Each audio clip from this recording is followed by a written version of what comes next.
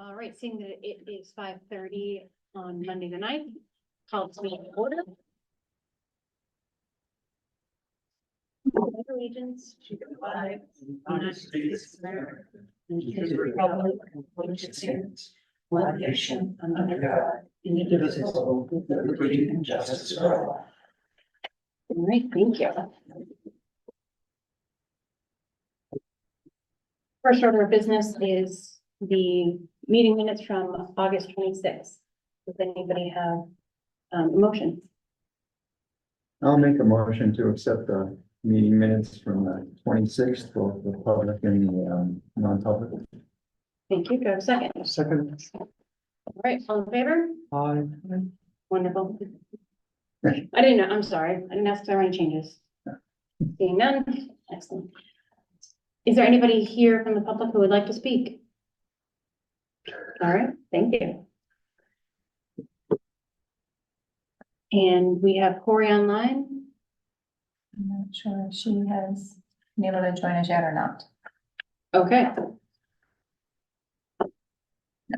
Since we will wait for her. Lori, do you have a business report for us? Yes. Perfect.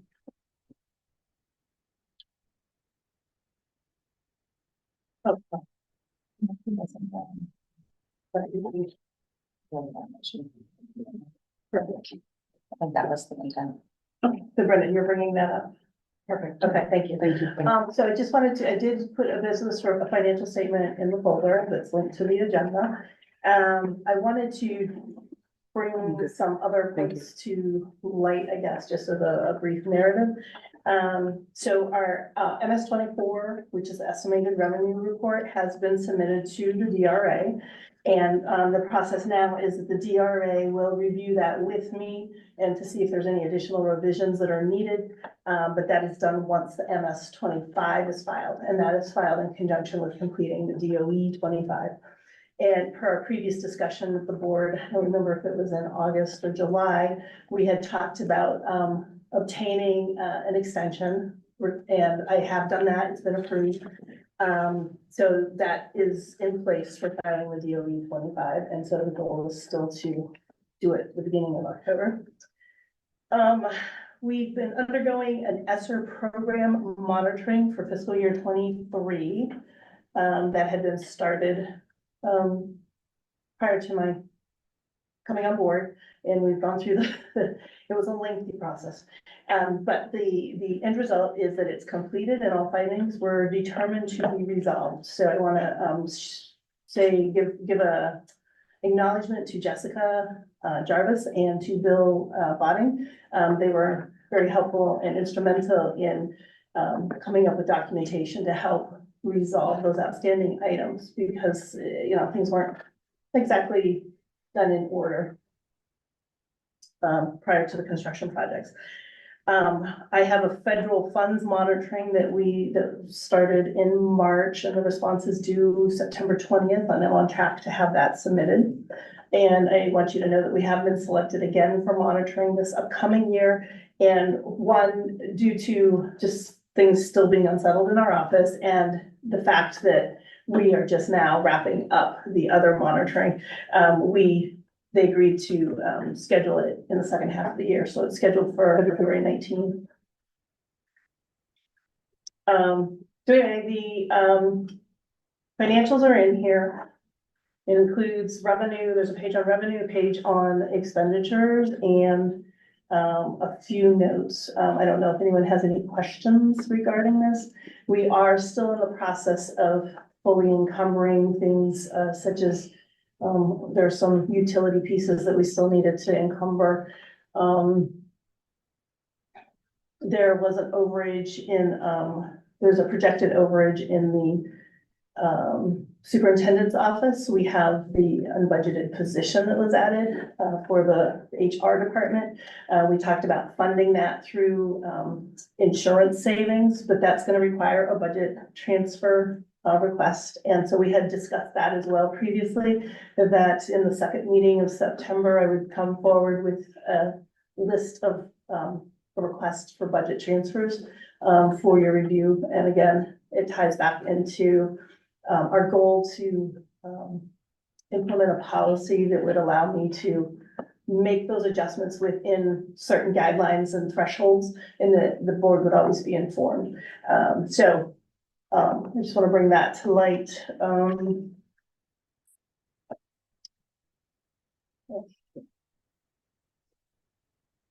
you scrolling forward? I'm like not having any luck here.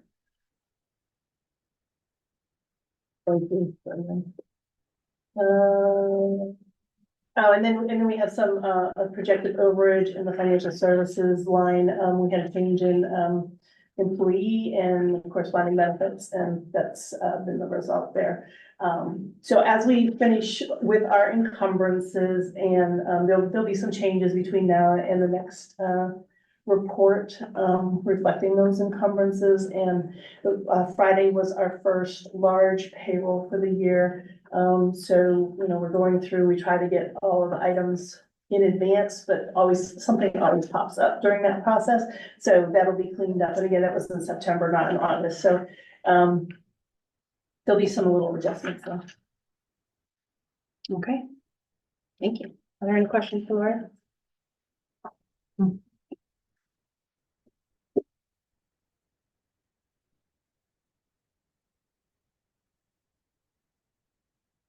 All right, has everybody had a chance to read the superintendent's report?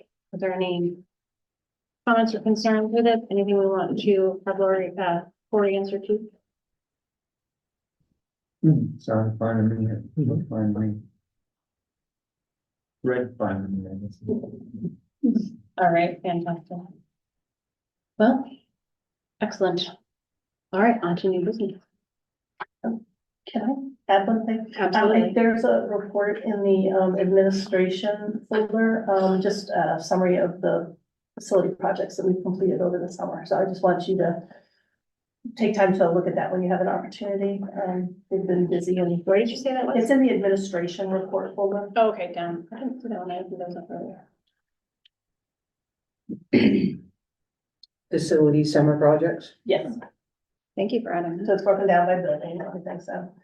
There were, I think, 3 projects that were on our warrant articles that are still to be completed, that we're waiting on contractors or materials, but the goal is to have those completed before they apply, so.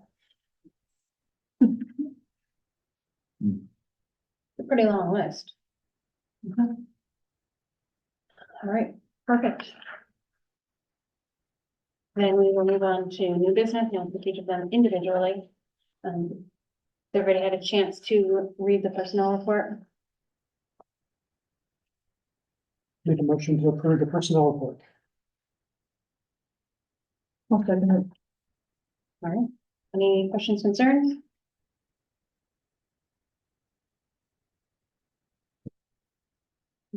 All in favor? Aye.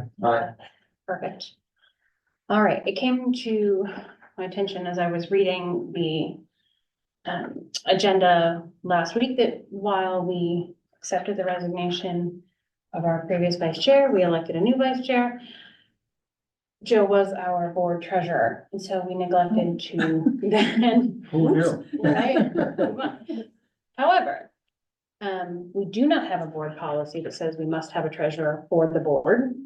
So we have an opportunity to either go forward with that one or elect a new one. How does the board feel? I guess my question is, what does the board treasurer do? Every week I go down and sign manifests in Lori's office. Oh, All But those things you in do that purple too. file that's floating around here somewhere. Which our policy is that 2 board members will go down, it can be any 2. yeah. And so, we don't necessarily But other than that, have any other rules. pretty much what I did. And you can still continue to do them, even as the chair. Okay. Since there is no specific board or no policy about the actual position and what they would actually do, it makes no sense to me to have that position. It's simply ceremonial. And just, there's only 7 of us. 3 is a good number for positions. Right, and we know that the other roles have an obligation, secretary, if we need someone to take minutes or such. So And the board does have a treasurer. That is. the district has. Right, right, right. The RSA's require that we have a treasurer, and the treasurer not be a board member. Right. Oh, well, there you go. Right. Okay, then, it makes sense to me. Do we need to make a motion? Okay, I make a motion that we, eliminate the position of, board treasurer. Which would also eliminate the stipend that goes along with such a position, while it is small. Is in the budget. So do I have a second for the motion? Second. All in favor? Aye. Thank you. It's a huge activity. I should get almost 3 dinners out of that. Well, you're still getting them. All right, so the next item on the agenda is the approval, now that I've opened it, of the cooperative boys ice hockey team, Monadnock, Conant, and Ball Mountain. So can you give us a little update about why we're doing Gordon is here to speak to it. this? Hi, Gordon. There he is. Yeah, so last couple of cycles, it's a new cycle, last couple of cycles, our boys hockey team has co-op with Conval, Monadnock and Fall Mountain. Conval won't have any hockey players for the next couple of years. Conant was looking to co-op with someone, so Conant would like to co-op with Monadnock and Fall Mountain for the boys. And we just need minutes to give the NHIA. Conant school board's already approved it, Monadnock school board's approved it now. And then we'll be one for the NHIA.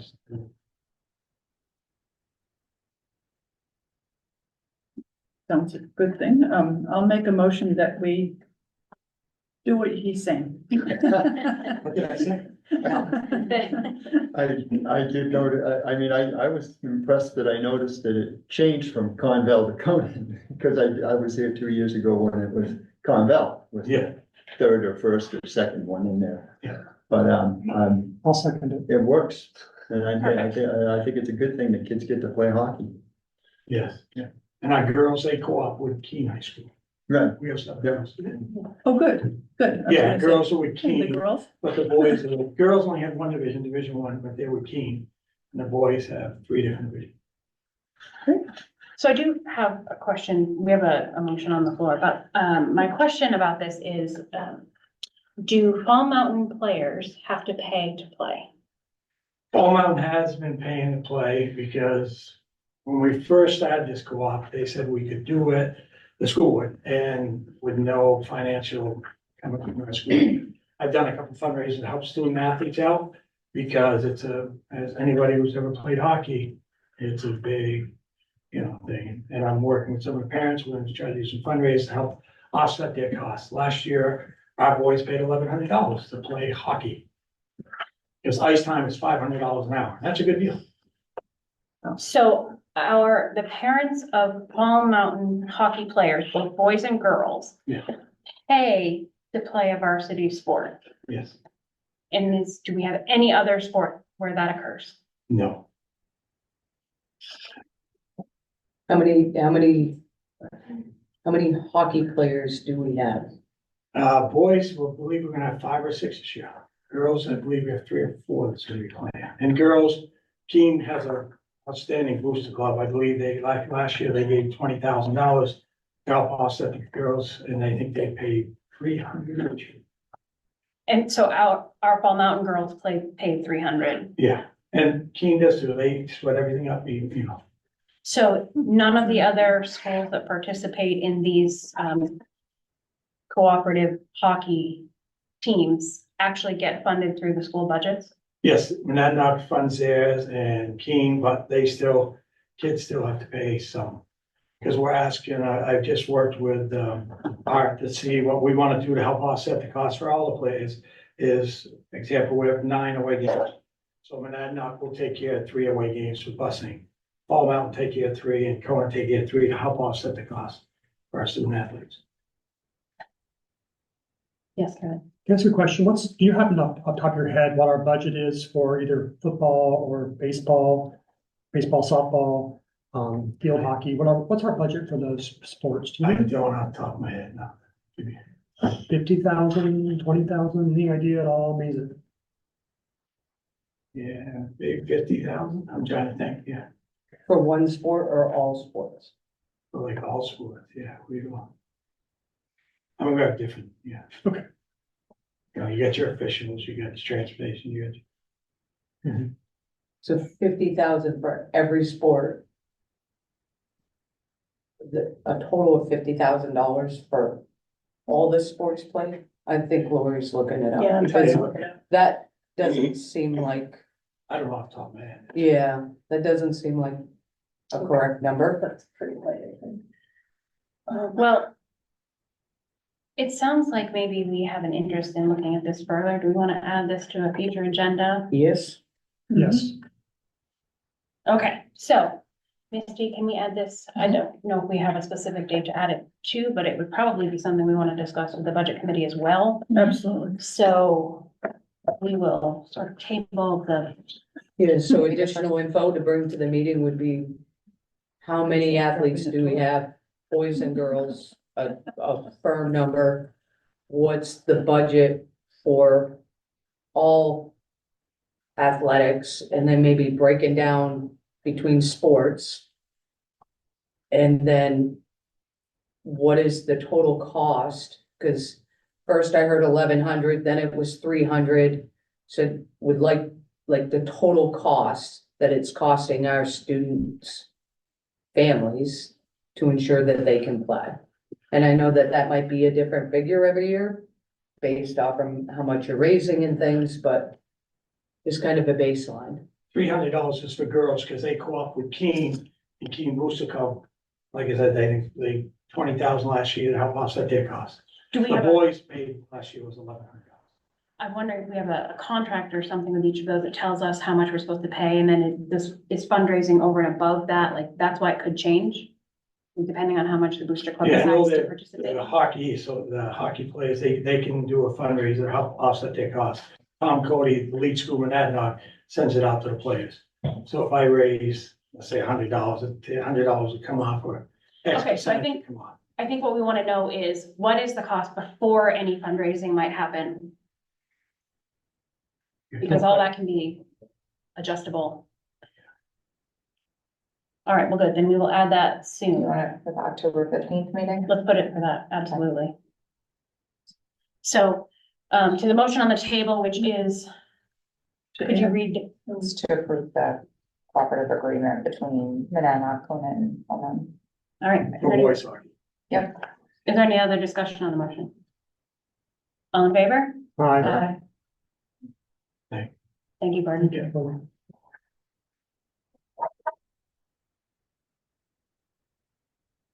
Okay, do we have Kristen Wilson with us for discussion of an unbudgeted position? She was on Saturday, so I'm gonna- Is there anyone here, Lori or Bill, that can speak to this? Is it something that you need decided today, or can it wait until Kristen can tell us and give us the information? So the justification form is attached. I think it's a legal mandate we have. So it cannot wait. I don't think so. I think it's something that needs to move forward. Is that the impression you get? We don't have teachers for, No. oh, we have no teachers? Not for, yes, no. So Well, I thought this was for This is for paraprofessionals. We have specifically. the 2 teachers are budgeted. We also need 2 paraprofessionals. So it's the paraprofessionals that are unbudgeted. That's right. And my question to Kristen was gonna be, where do we take this hit in the budget to pay for this? Because I mean, obviously, we didn't budget for it, so that money's gotta come from somewhere. Good question. My concern is that in the form, there is no total estimated cost. So it's blank. We have to do the math Yes. ourselves, I suppose. I guess it depends what they request for a salary. I had Well, the they same would- question. They would be subject to the same support staff contracts, correct? Yes.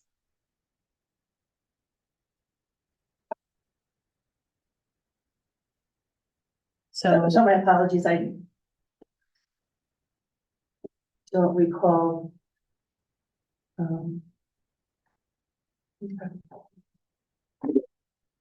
A conversation about meeting some details for me from, so. okay, In here it says that paraprofessionals are going to, will allow for remote personalized instruction. So these folks will work remotely with the students, not directly with the students. I'm sorry, I can't go over the details. Miss Edmund, Dr. Edmonds is online and she may have some information around this topic. is it, So I can also share the approach that we're taking. Yeah, she said she can speak to us. Yeah, Okay. she does, sorry. She ready? Hello. hi, Sarah, Hi. thank you for. Oh, my pleasure. Sorry I wasn't there in person. I had a dentist appointment. I was so I hear you asking about were you asking about purpose of a para or like where that money comes from or what are we going to do to find that money? I just want to make it really clear that we have so many ESL students and no help right now. And teachers who are teachers and counselors who are going above and beyond for no pay to get these kids at least something that they can do. I know that Kristen is working on getting remote services for them for teachers, but we would need an ESL para to oversee that in the absence of an ESL teacher. Now, the ESL para is not a special education para. This is someone who would work directly with the ESL kids on the work that they need to get done to help them manage through the day. So I can probably answer more questions if you want to ask. I will do my best. That's all we can ask. Thank you. Mhm. So my first question is, are these positions looking to be at the high school? Yes. Well, some of them. ESL teachers would be district-wide, but right now we desperately need one at the high school, and that's been the conversation. I'm sure that they need paras elsewhere. I can only speak to the high school, but I know that we have spoken about an ESL para at the high school. So that's one of the two? I'm looking at Lori. I can't answer questions specific to these positions. I can talk to you about the approach that we're taking for similar situations in which we're not able to fill positions and we're seeking contracted services and remote services. So with my budget transfer request, I'll be bringing a request to transfer funds from a position and benefit line to cover contracted services for some of our special ed related service providers. So I would personally view this as not being any different, that if the remote services meets our law and our obligation, and excuse me, we're in a contract that we can't that isn't flexible, that we're committed for the school year. I would come to you and ask for a transfer request from budget transfer from the funding source for the ESL positions. We have two of them, the two teacher positions and benefits, to cover the costs of those remote services, and I think to help fund this as well. But I don't recall the costs for the remote services. I'm sure that Kristen reached out and I've been in grant. Yeah. So this, so I don't recall the conversation. These are required positions, correct? And if I look at the numbers in 2023 and 2024, in what I think is Kristen's report, we had 7, we're now up to 9. I do understand that there should probably be a little bit more detail regarding price and stuff, but at the same time, if I understand Kristen's presentation last year, that is, if we don't have these individuals, we could be fined, correct? I make a motion to move forward with these two positions, to accept them. Is there a second? Do we have candidates? I'll for these second it so that we can have Yes. discussion. Oh, I'm sorry. Yeah. Thank you. Go ahead. Do we have candidates for these positions? I assume that they couldn't find the teachers, so they're gonna go for paraprofessionals. I was just curious if they had even candidates. Anybody to take the job? Always posted them yet. We have more Okay. possibility of finding a para candidate currently. Okay. How many paras right now is the district down, or? Or not the right way, how many open positions do we have right now for paras that are not filled? I don't have that number off the top of my head. I can tell you that, More than two? oh, yes. But this is an E. Yeah, Different, this is not your pick, your I understand, yeah, typical Okay. para. I understand. Just saying, there's no. My concern is there's no talk here about how we're gonna fund this. Yeah. And, I guess we're trying to fund it through. What's the budget committee call that when we don't have positions? Vacancy management. The Sorry? vacant position. Vacancy management. Vacancy management is how we're trying to fund this. That's my biggest concern right now, is we don't have any idea how we're gonna fund this. I get that we absolutely need this. My concern is that this is one of those things also that we discussed last year, where we don't know where it fits in the methods of apportionment. And so I think that information is really important to have. My thought is that we take the vote on it and we move forward, but we want to know at the next meeting where this is coming from and have a deeper discussion about what this looks like. Jamie has joined online to say no, that's. Okay. Hi, Jamie. I agree with Alyssa.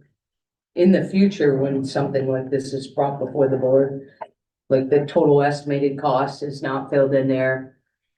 I definitely think, the rationale for adding the position seems very legal beagle, but I think there's room up there for a little bit more, personal discussion in there, so I'd like to see this. It would make the board's ability to make a decision a lot easier.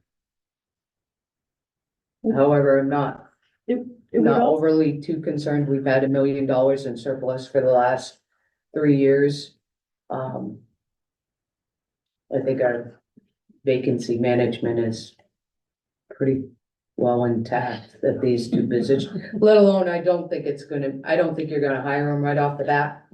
So that's the other question, but at least we can get it out on the website for the state to see that we're serious about hiring somebody and that we need to address these concerns. Thank you. Did you have something you wanted to add, Sarah? Well, I think that when someone has something like this coming to the board, it's very helpful for us to be able to ask the person who is actually bringing it forward. So in this case, if Kristen was here, it would be I would feel better being able to ask her some questions. So I just wanted to put that in the minutes. Thank you. Kristen just joined. Kristen did. Hi, Kristen, are you with us? Hi, yes, I am. I saw the admin chat. Well, thank you for joining us, even though you weren't well today. Yeah, you're not a problem.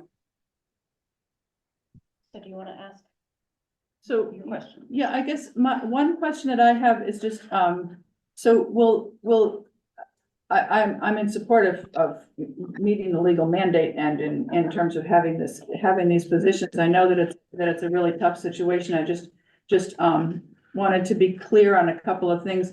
When, on your justifications page, the pages aren't numbered, so I'm not sure which page it is, but, it says, rising student enrollment, and then it has a chart. I have a question on that. It says, enrollment is 17, and under that it says newcomers is 9. Does that mean Yes. there are 9 more than what we expected? No, so if you look at the chart, so newcomers are students that are limited English proficiency. So they're the ones that need really the most support. So last year when we met, I talked about how we were only supporting, because we only had one ESL teacher, we were only supporting those students, and we were just using regular classroom teachers to support other students that had better English language proficiency. So according to their WIDA scores, anyone that scores less than a 2 is considered having very limited English proficiency. That's scored out of 1 through 5. And so we have, our population has increased. I also understand from an email that I got today that we probably have 2 other students in the district that are not reflected in those numbers right now. I did have a meeting last week, and I had an interview today through a company called VocoVision that will hire contracted teachers. I met with someone who is certified in the state of New Hampshire. She is bilingual. She speaks Spanish and understands Portuguese, because those languages are very close together. I did send an email last week to Corey and Bill and Lori requesting a meeting so that we could really talk about what this would look like. But when I was also having a conversation with that company, I did talk about paras. And so I also met with someone this afternoon from that same company that is looking for a bilingual ESL para that could also help us. And then, so the, can I keep Please going? continue. So the other question I had is, so you're looking at having a remote teacher and then having the paras here that would work to facilitate that? So yes, that they would be on site. Okay, so the paras would be on site and the teacher would be off site. Okay, I Yeah. was a little confused on that, so, all right. Yeah, not a problem. Kevin? Yeah, I'm Kevin. I'm still confused. Do we have a total of 26 ESL students or just 17, with 9 being newcomers? So it's a total of 17 with 9 newcomers, and then possibly an additional 2 that I learned about today. Okay. And what is our current ESL staff? 0. Okay. Right. So if I'm recalling, last spring, we had a presentation from somebody at the state level looking to help students specifically with language, with outside tutoring and that kind of thing. That is, yeah, that was the presentation on migrant education program. And so that program is only for students whose parents or they themselves have worked in have worked in the migrant fields. So if their parent has worked on a farm, they would qualify for outside services from the district. And so we can let that person know that we believe that this family has been a migrant worker in those kinds of fields, and then we can make a recommendation to her to reach out. But it has nothing it doesn't have anything to do with ELL students, although those students might qualify if their parents have worked, in that agricultural field. Okay, thank you for clarifying that. Yeah, you're welcome. One more question. In the 2024-2025 budget, how many ESL teachers did we budget for? 2? We budgeted for 2 ESL teachers in the fiscal year 25 budget. Okay. But those funds would probably need to be used for the remote services, the remote contract, which is why I had to come forward with the ESL paras. And have we had any indication of any applicants or anything for those positions for in-house employees? No, we haven't even posted those. are you talking about? No, I was talking about the ESL teachers that are in the budget. They Yeah, are so we posted. had, those are still posted. We did have 2 applicants. One refused the position because of pay, and the other had accepted another position in another district. Okay, thank you. Are You're there any welcome. other questions for Kristen or anyone else? No, I'm ready. All right. I then the apologize motion for on- not being there tonight, by the way. Well, thank you, but we totally understand. Thank you for joining us. So on the motion, Jamie, do we have you? I do, yep. All right, I'm sorry. Did you have anything you wanted to ask or add to that discussion? No, other than I know that, you know, ESL or ESOL, you can't not take care of. It's a requirement by law. Right. Misty, would you read us the motion again, please? The motion would be to approve 2 unbudgeted ELL paraprofessional. Thank you. So because Jamie is online, we will take a roll. Jamie, how do you vote? Teague, yes. Shelley? Shelley, yes. Kevin, yes. Sarah, yes. Sure, yes. Alyssa, yes. Well, thank you for the discussion. We look forward to what comes of it. Good luck. Thank you so much.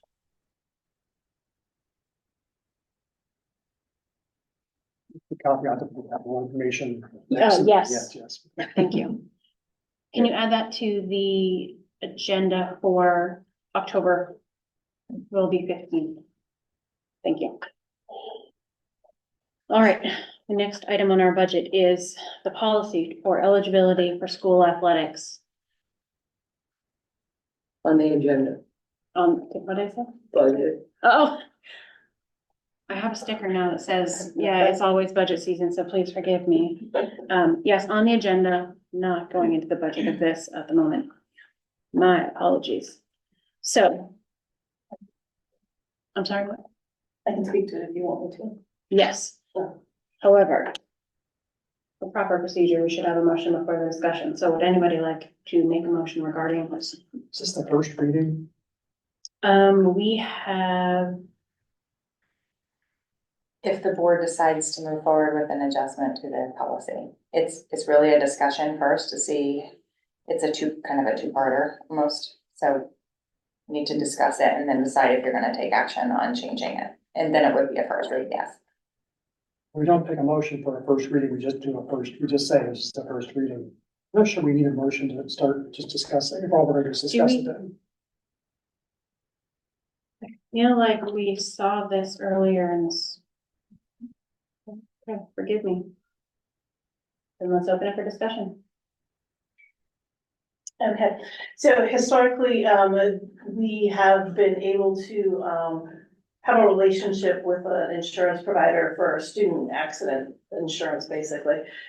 In which, we are able to provide the family information and they could go and enroll, into a plan and cover their students, for accidents. It didn't have to be, athletic related. But you know, often if you had an athlete in the family and you didn't have adequate health insurance, you would enroll in this.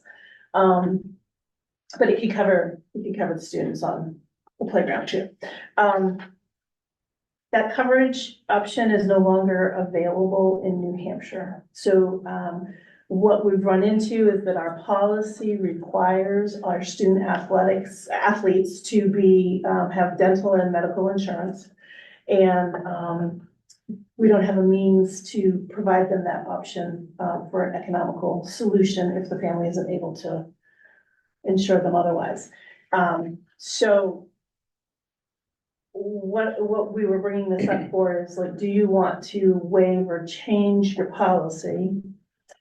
I don't know if you can waive just a clause in it or not. Probably Matt would be able to better tell us.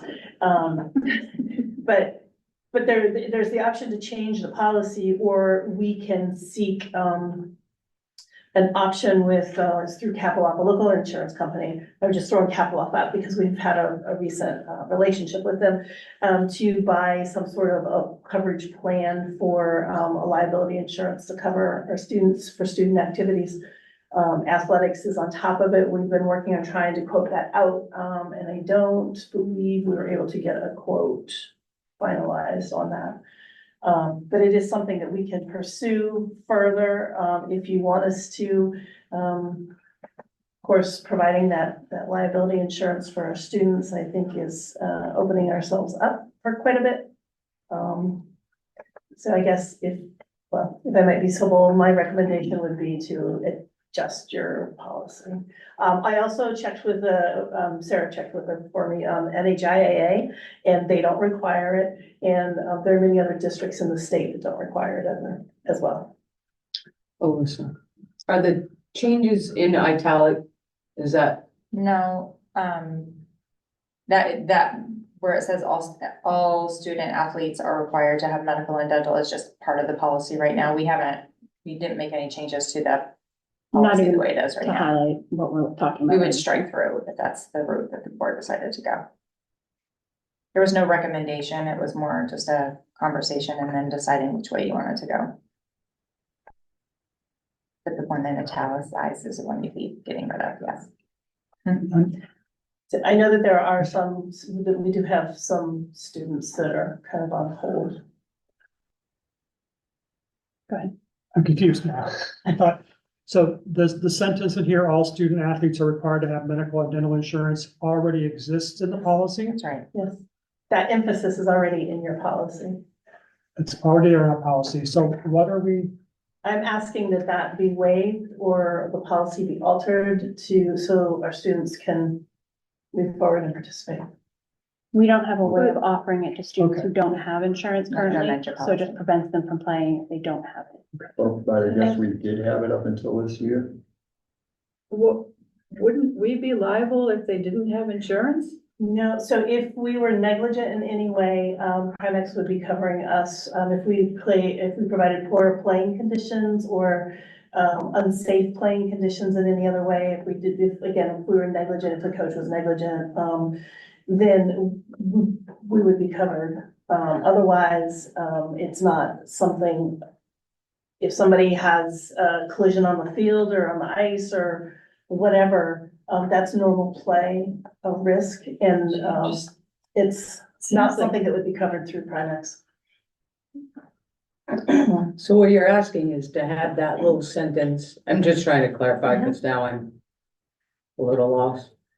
You want that sentence removed, so students who do not have coverage can still play sports? Yes. Is that what I'm hearing you? And so if- coverage could be obtained through the state, I believe. I would imagine, but I mean, that's a personal, I don't know, but if we do have a student play that doesn't have insurance and we have Primex to cover any liabilities for ourselves, correct? For negligible activity, yes. So my concern is that if we have this policy, and like, I can't enforce this, I don't know how, I've been contacted by one administrator. And I know that they have students that are on hold. I don't know that every coach is aware of this or every administrator is aware of this. I don't know that it's being enforced. So if we have a policy out there and we're not observing our policy and something happens, I think we're in a bigger situation. Yes, Of liability. absolutely. Which, So- that's been something we've talked about before, that our policies are for a reason and people need to know the policies and follow them. Mhm.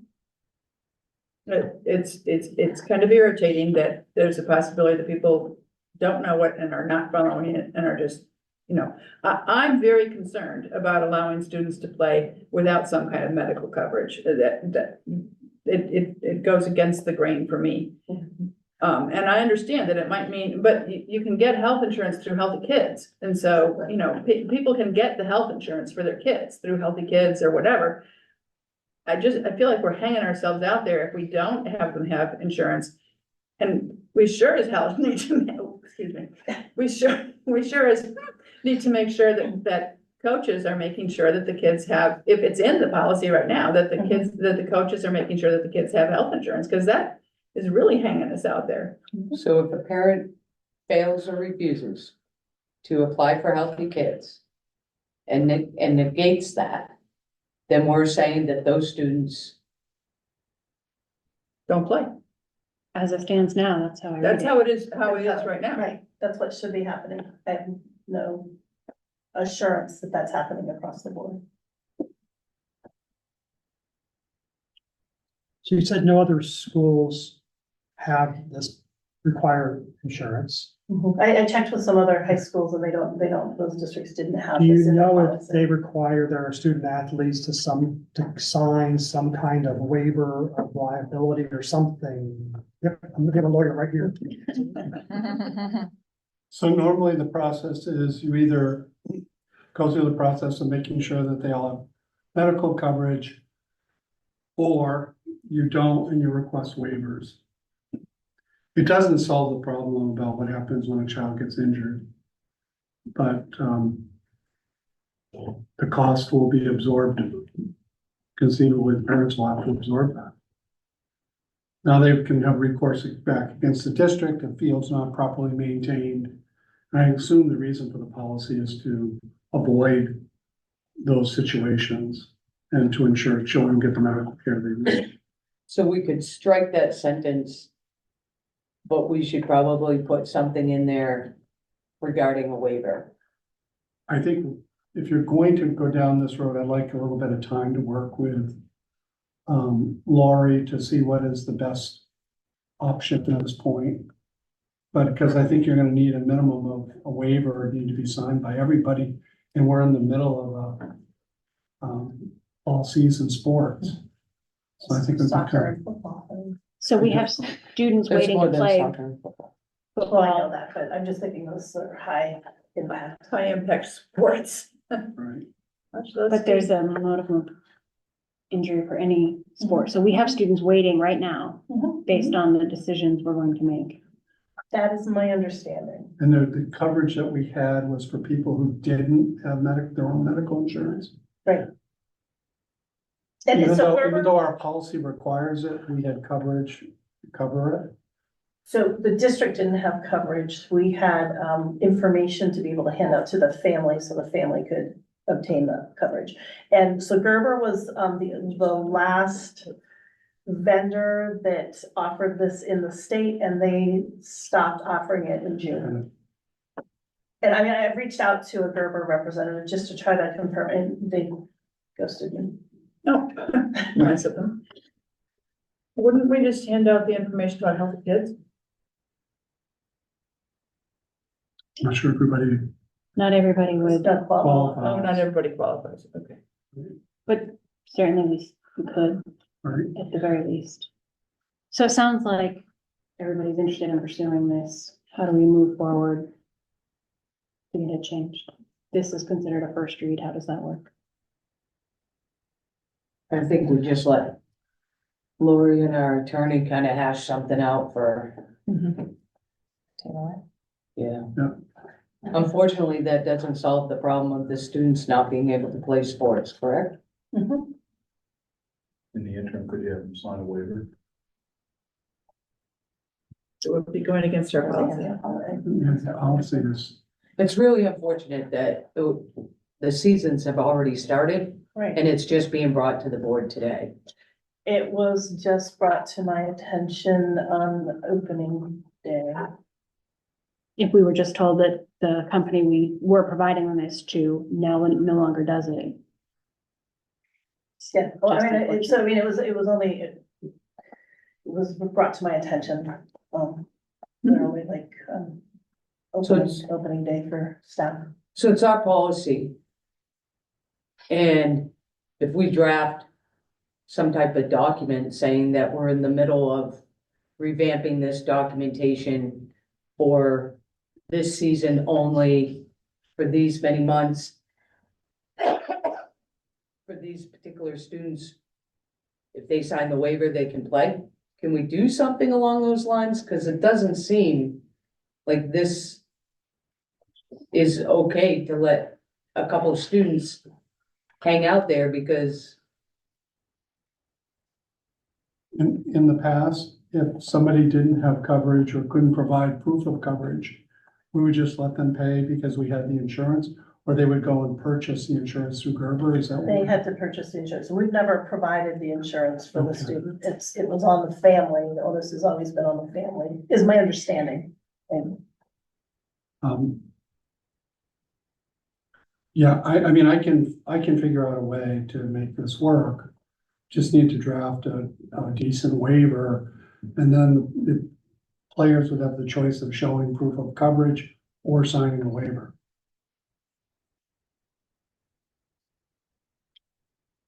does that still involve, amending our policy in some way? Policy would have to be amended to say proof of coverage or sign a waiver. Signed waiver. And maybe just at some point, the policy should be everybody signs a waiver.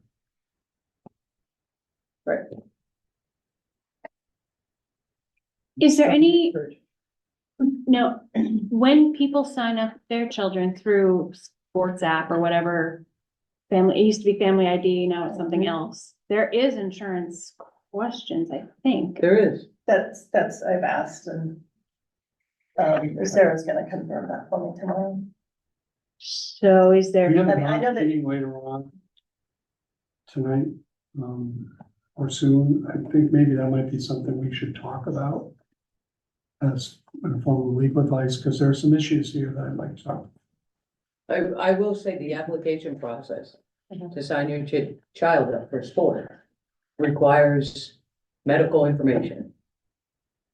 Either that, either you have it or you don't. I will also say that within that, when you're signing up a kid, you literally are signing 100 different things, a concussion, Right. liability, waivers, not gonna hold anybody. So I'm wondering if this sports app we use, if the waiver isn't already in there. So, and I know that's been my experience as a parent for my kids. I've signed waivers, I've proved that I've had insurance and everything else. It's never been an issue. They couldn't play if they didn't have the physical and the release, and if I didn't sign everything, they couldn't play. So that may already be built into our registration process. The problem is the policy.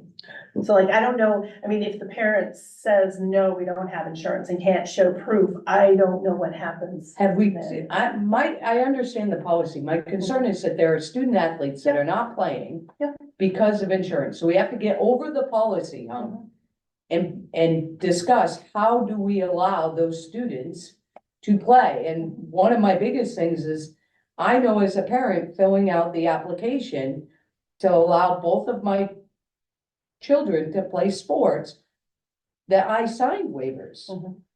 I signed numerous or initialed numerous documents. There is also a Medicaid, an insurance thing right there. Mhm. So I don't understand why. I don't understand why these students cannot play. And I understand why, but I'm not sure why have we talked to the parents? Have we said to them, your student cannot play until you get insurance? The administrator that has been communicating with me has been dealing with that. This isn't necessarily something that I'm typically involved in. No, I understand that, but you're coming before the board, and then what I heard was that there are student athletes that are unable to play Mhm. because of this.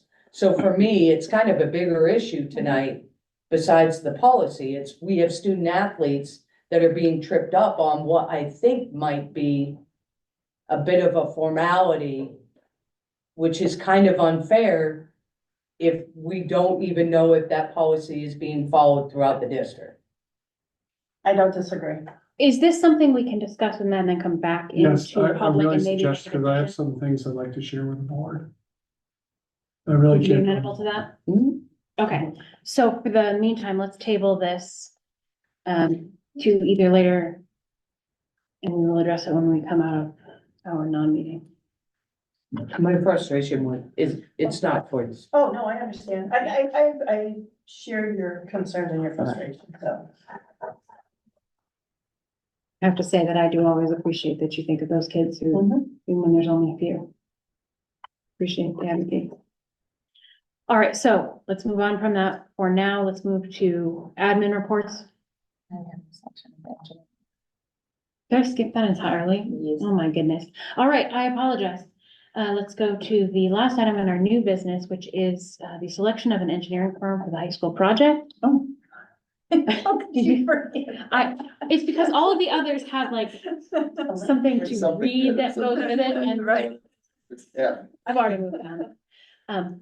So Joe, will you tell us how that committee stands? Right now, the committee has interviewed 3 engineering firms to look into what we had already passed as a warrant article last March to do the engineering study of the parking lot and the dirt around the maintenance barn and possibly looking at a second access road into the facility. We interviewed 3 firms. We had Chris Spalding was our moderator for that. He asked all the questions. And Randy Rhodes was there to help ask probing questions into a little bit detail. The reason we used Chris and Randy, they're both in the business. They both know the insides and outs of what an engineering firm should be looking for with this. And especially in Randy's case, he's worked with all 3 of these firms. So, you know, he was, both gentlemen were very, very helpful in us coming to a conclusion. Do I say the name of the firm or not, or just that we selected one? I don't know what I can say in public. Yeah, the names of the 3 we Oh, interviewed. Okay, yeah, okay. The 3 firms that we interviewed were, hang on. Horizon Engineering, Fieldstone Engineering, and the last one was, I shouldn't say the last one, but the third one was Engineering Ventures. Those are the 3 firms. They're all, based not in the 5 towns, but not too far away. So it was like, there wasn't an issue for them to get here and do that. They didn't have to move tons of equipment from like Texas or something to get here. But the bottom line was when we went through this and we had a chart, which we had basically 5 questions and we were supposed to rate the answers to those questions 1 through 5. And when we totaled up all the scores, Horizon had won. And they seemed to have given the best presentation. And so we were thinking at that point that what we wanted to do was we wanted to pursue Horizon to see if they'd be interested in doing this job. And we gave them a deadline of not this September, but September of 2025 to be done. You know, so that we didn't have to encumber the funds for another year or anything like that. And it would give us the time to possibly put another warrant article together to move ahead on one of the construction phases of part of this project. I thought that the entire process was above boards. Everybody, all 3 firms, I think, were qualified to do the job. No question about that. But we just chose Horizon for a number of reasons. I think one of them was because somebody from Horizon actually came down here and looked at the road, looked at the parking lot, looked at the places. And the other 2, for whatever reason, just took what we had put in our process, you know, that we had put in our process of what we were looking for. There was one firm that actually took the time to come down and see what the job would look like, what it actually, you know, get in his mind what it actually looked like. So we as a group were pretty impressed with that. And that was one of the reasons we went with Horizon. Yes. Did they give you a projected cost? They gave us some ideas, like they can definitely get this done for what we had in the warrant article. I'm as sure far that as, they you know, can. Yeah, but as far as giving us actual dollars and cents, no, they didn't want to do that until one of them was selected. Specifically chosen. Well, and this presentation tonight is to ask for permission to negotiate with Horizon specifically. And so we will need a motion from this board Yeah, do we, so. we want to be able to negotiate with them and get that exact cost of what they would do and what they would provide for it and what their benchmarks are and all of that. Make a motion to pursue Horizon Engineering. Do we, I think so. Do we need to, I'll second it. do we need to add that, we are giving permission for any particular person to negotiate that and bring it back to the board? Do we want to do it that way? Who is negotiating it? Normally do the committee. So Joe, Sarah and I were set on that committee with other members of the public, so we could happily do that. Yeah, I don't think, do we want to involve Randy and Chris with this too? I guess so. I guess they might be interested, but I know Randy had reservations because he works with all three companies and. Right. I think they have helped us avoid pitfalls and also to get a lot of clarity on Yeah, what we are looking for. I would say that if we can. I think that if we had questions as we were negotiating, we could certainly contact them. Yeah, I would think that would be the best way to go too. So would the motion read to pursue Horizon Engineering and get the committee permission to negotiate a final? Yes, Okay. That's what I said. Yeah, that's basically what you said. with a second from Sarah. Jamie, do you have anything you'd like to ask or add to this conversation? No, I think that's great. I love the process. Chris Spalding talked a little bit about it at the budget committee meeting, so that's awesome. And no, I support. So Teague, yes. Shelley? No. Kevin, yes. Yes, Sarah, yes. Joe, yes. Alyssa, yes. So it passes and we will negotiate, and bring it back. Yep. Thank you very much. It's been a pretty fun process to be a part of. I'm excited for the things we get to do here in this district.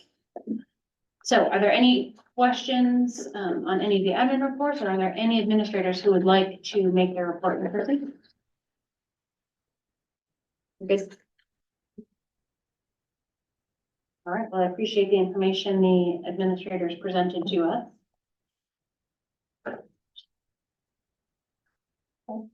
Yes, please.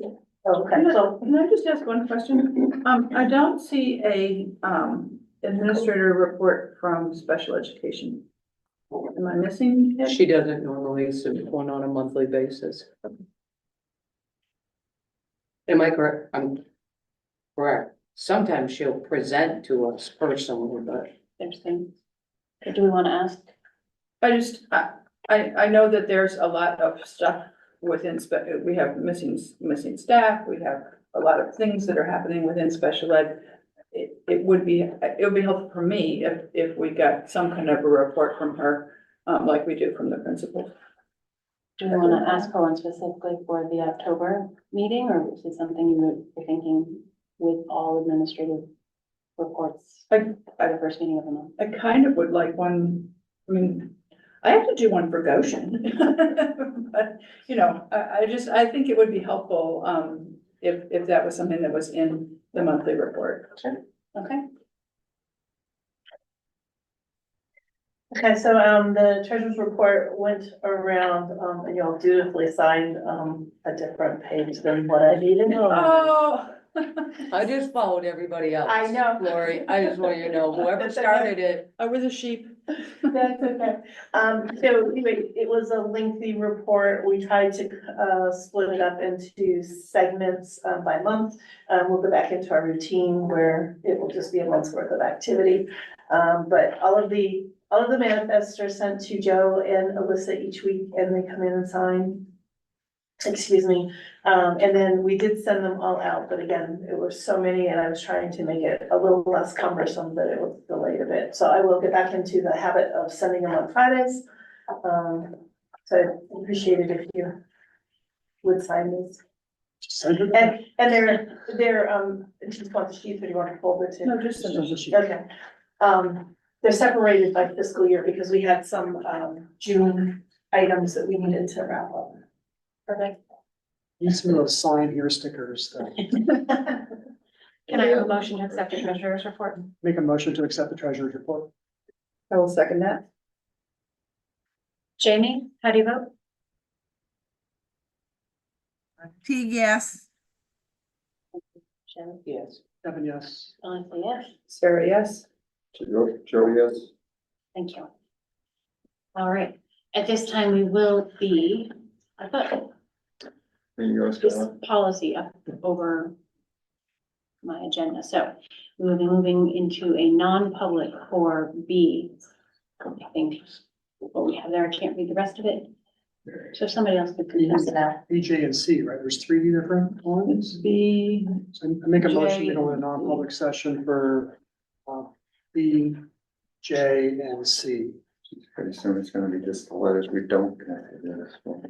I'll Do I have second a it. second? Thank you. Jamie, Teague, yes. Kevin, yes. Melissa, yes. Sarah, yes. Joe, yes. All right, thank you very much. We are ready to Say, All right. You're up, Misty. All right, we are back in session, so thank you for anybody who might still be watching. You're up, Misty. okay. Okay. So we need a motion to amend policy JJIC. I make a motion to amend policy JJIC To remove, to add the. Let her read it. Let her read. Well, Well, to remove the, Not removing, are we amending? I thought we were yeah, amending. it's just amended. Say- We're just making a motion to. Hi, Change it You had it written down on a piece of paper. I did, but it didn't work. okay, so to amend the language to, Allow the option of signing. Allow the option of Yeah. signing waivers as opposed to just having health insurance. Second.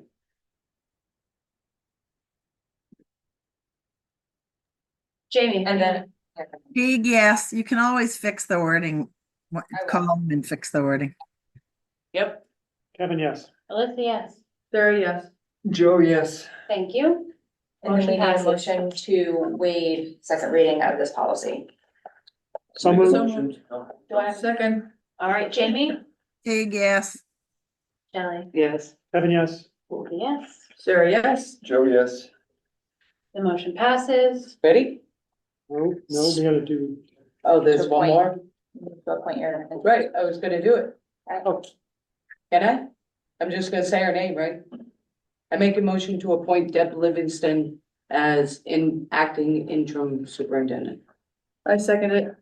As interim, As interim. As interim slash that acting, it's, do we need, she's acting. Stop. She can't sit next to me. you're not the first to Second say motion. that. You're gonna say I'm sorry. effective date? I second Second it. motion for the other part, right? Well, it's officially October 22nd, but she's gonna be whatever, 9th, 10th, and 11th, or You're 8th, good. 9th, and 10th or something, she'll actually be here. October 22nd. Teague, yes. I do have one question first. Are you good with staying, even though she'll be here, are you good with going past the initial October 15th date if she's not officially until the 22nd? I will go to the 22nd. But not A moment after. 12:01, 12:02. I obviously am not going to leave I'm not gonna leave the district high and dry. I recognize that she has, already retired from the superintendent role, so at some point that may impact her, ability to be here and be present and such, and so I think at a future conversation, we'll have to figure out what that will need to look like or could look like moving forward. But absolutely full on in the role until the 22nd, and then at a meeting on the 15th or thereabouts, we'll figure out what those details look like beyond that, based on whatever the needs are. I am very excited that Deb is coming and that she'll be on board.